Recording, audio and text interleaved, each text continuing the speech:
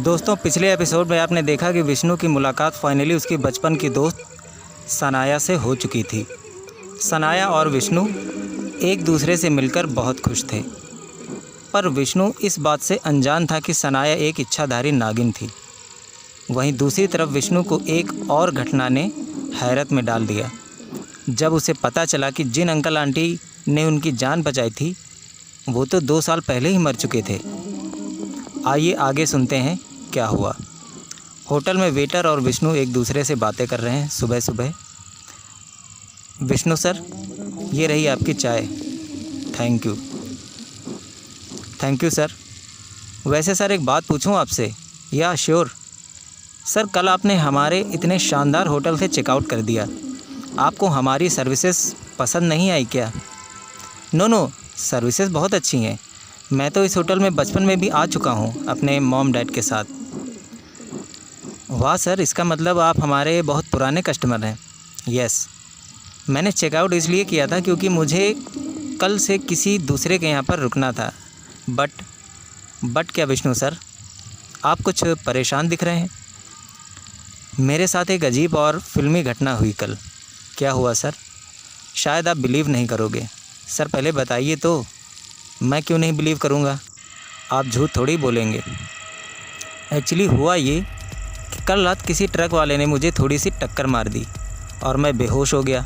वो ट्रक वाला मुझे अपने घर ले गया, मेरा इलाज किया। उसकी बीवी ने मेरी सेवा की, खाना खिलाया। उन्होंने बताया कि उनका बेटा उन्हें छोड़कर लंदन चला गया है। बहुत दुखी थे दोनों। मुझसे उनका दुख देखा नहीं गया, तो मैंने सोचा कि जब तक मैं यहाँ हूँ उनके साथ उनके घर में ही रुक जाता हूँ। उनका थोड़ा दुख बांट लूँगा, क्योंकि उन दोनों को मुझ में अपना बेटा दिखाई दे रहा था। तभी वेटर ने बोला, विष्णु सर, ये तो आपने बहुत अच्छा सोचा। सोचा तो अच्छा था, पर जब मैं इस होटल से चेकआउट करके उनके घर दोबारा पहुंचा तो कुछ ऐसा पता चला कि मुझे अब तक विश्वास नहीं हो पा रहा है। ऐसा क्या हुआ सर? जब मैं दोबारा उनके घर पहुंचा तो वहां पर कोई नहीं मिला मुझे।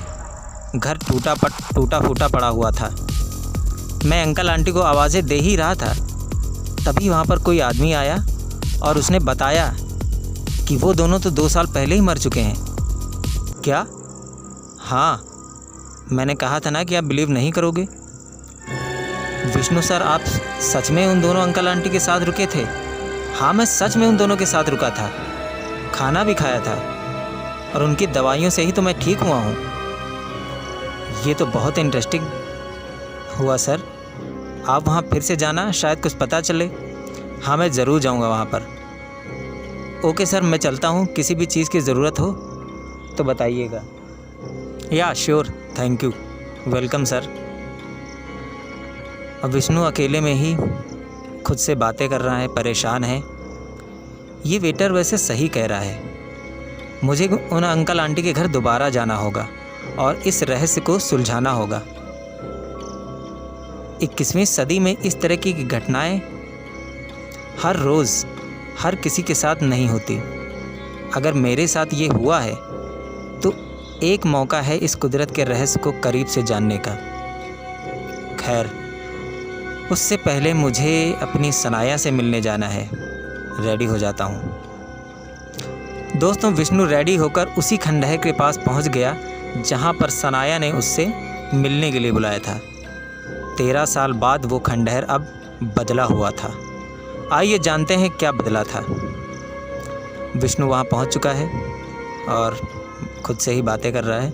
ये क्या? ये खंडहर तो पूरा मंदिर बन चुका है। ये ताला अभी भी बंद है। इस ताले पर इतने सारे धागे और चुन्नियाँ बंधी हुई हैं। तभी वहाँ पर वही मोहन आ जाता है जो 13 साल पहले उन दोनों को अंदर जाने से रोक रहा था। अरे तुम तो वही हो बेटा, आपको देखा हुआ लगता है। अरे मेरा डायलॉग पूरा हो जाने दो बेटा। ठीक है, बोलिए। अरे तुम तो वही हो बेटा जिसने 13 साल पहले पहली बार मेरी बात को गलत साबित किया था। कहीं आपका नाम मोहन तो नहीं? हाँ बेटा, मैं वही मोहन हूँ जिसने कहा था कि इस खंडहर के अंदर से कोई ज़िंदा वापस नहीं आया। पर तुमने और तुम्हारे पिता ने पहली बार मेरी बात को गलत साबित किया था। तभी विष्णु बोला, वो तो होना ही था मोहन अंकल। वैसे सब कुछ बदल गया, पर आप वैसे के वैसे ही हैं। वही गंदे कपड़े, वही बड़े बड़े बाल, गंदे दांत। किसी दिन टाइम निकाल कर नहा काहे नहीं लेते आप? तभी मोहन बोला, इस गरीब को पीने का पानी नसीब नहीं होता बेटा, नहाऊंगा कैसे? अरे कोई बात नहीं, मैं नहला दूंगा आपको। वैसे आप ये बताइए, यहाँ ये मंदिर क्यों बन गया? बहुत लंबी कहानी है बेटा, तो फिर मत सुनाइए। मैंने आपके पास बाद में आता हूँ, मैं आपके पास अभी मुझे मिलना है किसी से। Okay bye Mohan uncle. तभी मोहन बोलता है, ये लड़का कोई साधारण लड़का नहीं है। दोस्तों, विष्णु अब सीधा खंडहर के पीछे पहुंच गया जहां पर सनाया ने उसे बुलाया था। वाओ ब्यूटीफुल, कितनी ब्यूटीफुल जगह है ये।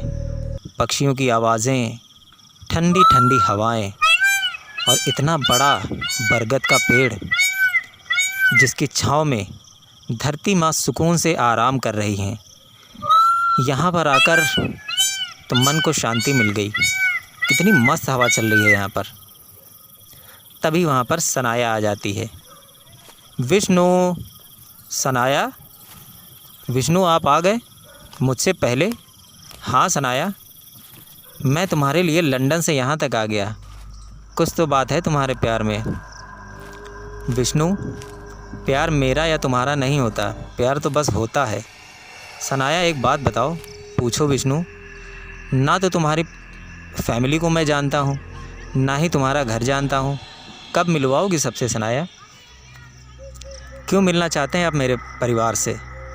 ताकि मैं उनसे तुम्हारा हाथ मांग सकूं। सच विष्णु? हाँ सनाया, अब मैं तुमसे अलग नहीं रह सकता। जल्दी से तुमसे शादी करना चाहता हूँ। तभी सनाया बोली, मैं भी आपसे शादी करना चाहती हूँ विष्णु। मैंने आपका 13 साल इंतज़ार किया है। अब खुद से अलग नहीं जाने दूंगी मैं आपको। मैं जाना भी नहीं चाहता सनाया। वैसे सनाया। हाँ विष्णु, एक बात मेरे दिमाग में अभी तक खटक रही है। कौन सी बात विष्णु? यही कि आज से 13 साल पहले जब मैं और डैडी उस खंडहर में फंस गए थे और बड़े बड़े सांपों ने मुझे और मेरे डैडी को जकड़ लिया था, तब अचानक तुम वहाँ कैसे आ गई? और यही नहीं, तुम्हारे आते ही उन सांपों ने हमें छोड़ भी दिया और जो गेट खुद ब खुद बंद हो गया था वो अचानक खुल गया। कैसे सनाया?